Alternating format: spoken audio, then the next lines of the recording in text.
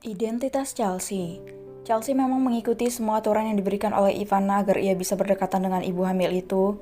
Ivananya pasrah dengan tingkat kepekaan yang semakin tinggi dan kewaspadaan tingkat dewa, mewanti-wanti jika gadis ini tidak memiliki niat jahat sedikit pun, bahkan ia cenderung terlihat polos dan begitu antusias. Kini Ivana tengah duduk di ruang tamu karena gadis itu tidak kunjung pergi dan hanya sibuk berceloteh ria, menceritakan apapun tentang dirinya. Apa sudah selesai? Saya ingin beristirahat, ucap Ivana jengah. Baiklah Nona, silakan beristirahat, ucap Chelsea tersenyum. Ivana hanya berdeham sambil menerima uluran tangan Atim. Mereka berjalan sambil bergandengan tangan menuju kamar Ivana dan meninggalkan Chelsea di ruang tamu sendirian. Tante, ngapain dekat-dekat sama Bunda? Tanya Naren curiga dengan wajah datarnya.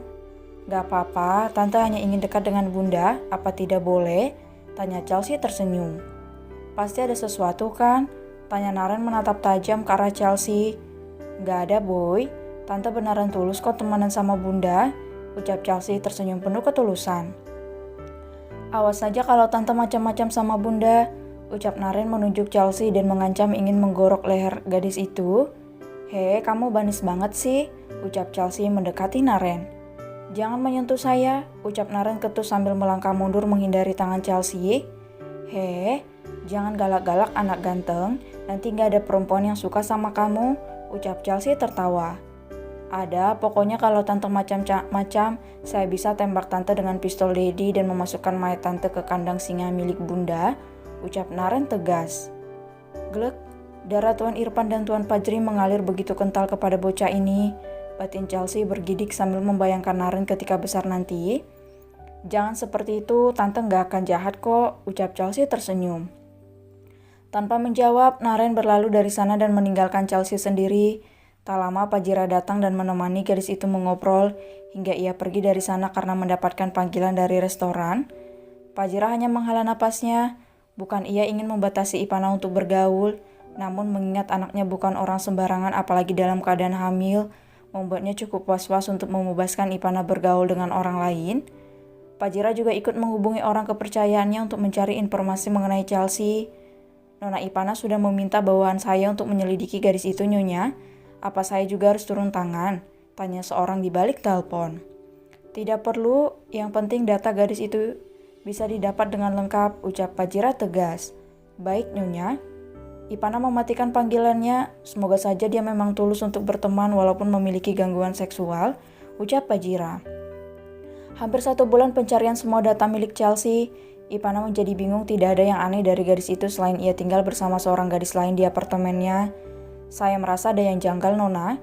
Seperti ada yang menghalangi kami untuk mencari informasi mengenai dia, ucap agen rahasia milik Dirgantara Group. Ada yang menghalangi? Jadi maksudnya dia dilindungi oleh seseorang? Tanya Ivana mengernyit. Iya, Nona.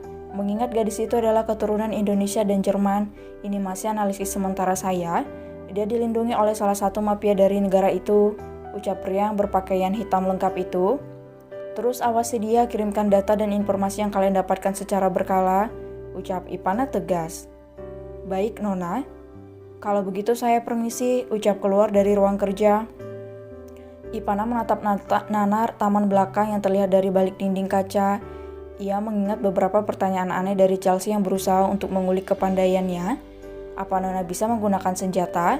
Tanya Chelsea. Tidak, saya tidak berani, jawab Ivana.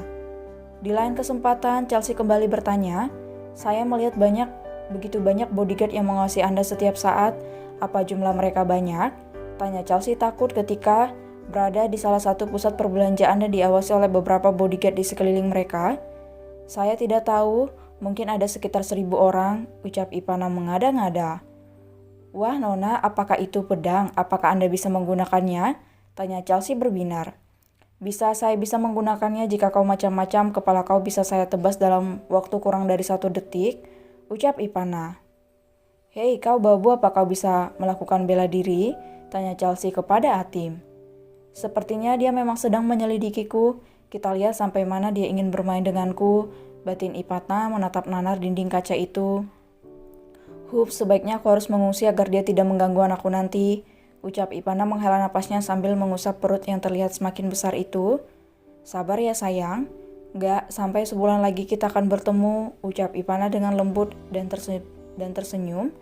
Ia memilih untuk melanjutkan pekerjaannya memeriksa beberapa berkas yang akan dijemput oleh Felicia sebentar lagi. Tring, to agensi. Nona, saya melihat target tengah bertemu dengan seseorang dan gerak-geriknya cukup mencurigakan. Saat ini dia tengah pergi menuju bandara dan terbang pulang ke Jerman. Isep pesan. Ivana menggertakkan giginya. Ia sengaja untuk membiarkan Chelsea dekat hanya untuk menyelidiki siapa gadis itu. Aku yakin dia adalah mata-mata dari seseorang. Siapapun mereka, aku tidak akan melepaskan kalian yang sudah berani mengusik hidupku, ucap Ivana. Bodyguard Group, perketat semua perjagaan, jangan sampai ada yang kecolongan atau nyawa kalian menjadi taruhannya, tulis Ivana dan langsung dijawab oleh mereka. Ia mengirim semua fakta yang telah didapat kepada anggota keluarga agar bisa lebih waspada dengan keadaan sekitar. Brak, Karenja yang memang sudah pulang segera menghampiri Ivana setelah membaca pesan dari sang istri, memastikan keadaan ibu hamil itu baik-baik saja. Sayang, panggil Karenja bernapas lega. Ia memeluk Ivana dengan erat karena begitu takut jika mereka kenapa-napa. Aku nggak apa-apa, Bi. Anak kita juga baik-baik saja, ucap Ivana tersenyum. Aku takut, sayang, ucap Karenja dengan mata yang berkaca-kaca. Mereka saling bertatapan satu sama lain. Karenja sudah mendapatkan cutinya untuk membantu mempersiapkan kelahiran sang anak yang tinggal menghitung hari. Apa kita lahiran di rumah saja? Tanya Karenja. Di rumah sakit saja, sayang, ucap Ivana tersenyum. Jangan dekat-dekat lagi dengan gadis gila itu. Maafkan aku karena menyetujui untuk bekerja sama dengan dia, ucap Karenja menangis. Jangan menyesal seperti itu. Kita nggak tahu apa yang akan terjadi ke depannya. Jangan jauh-jauh dari aku, baby, ucap Ivana tersenyum. Iya, sayang. Apa pekerjaanmu sudah selesai? Tanya Karenja. Sudah, Bi, kenapa? Tanya Ivana tersenyum. Kita istirahat yuk, ajak Karenja tersenyum. Ia hanya ingin memeluk Ivana agar hatinya bisa lebih tenang karena melihat anak dan istrinya baik-baik saja. Di bandara, Chelsea mendorong koper menuju landasan khusus untuk pesawat pribadi yang akan membawanya menuju negara Jerman. Sial, aku tidak mungkin mengikutinya untuk naik pesawat itu. Sebaiknya aku tempelkan GPS agar tidak kehilangan jejak gadis itu. Batin Edo, sang agen rahasia suruhan Ivana. Ia mencari cara untuk agar bisa melakukan itu semua tanpa ada yang mencurigai. Ia berjalan dengan cepat mengejar Chelsea dan sengaja menubruknya. Maaf Nona, saya tidak sengaja. Anda tidak apa-apa? Tanya Edo memainkan peran. Tidak apa, berjalanlah dengan hati-hati agar Anda tidak merugikan orang lain. Ucap Chelsea dengan wajah datarnya. Terima kasih. Sekali lagi, saya meminta maaf karena kelalaian saya, ucap Edo menunduk. Ia menatap kepergian Chelsea sambil tersenyum semirik hingga gadis itu menghilang. Ia segera keluar dari bandara dan memesan tiket secara online agar bisa mengikuti gadis itu. Semoga kali ini aku bisa mendapatkan informasi yang lebih banyak agar Nona tidak kecewa dengan kinerjaku, batinnya. Ia tersenyum melihat titik merah pada ponselnya yang dapat membantu mencari keberadaan Chelsea ketika berada di Jerman nanti. Pesawat yang akan membawa Edo hanya berjarak 3 jam setelah pesawat pribadi Chelsea lepas landas. Ia segera kembali pulang ke markas untuk mendiskusikan apa langkah yang akan ia ambil selanjutnya.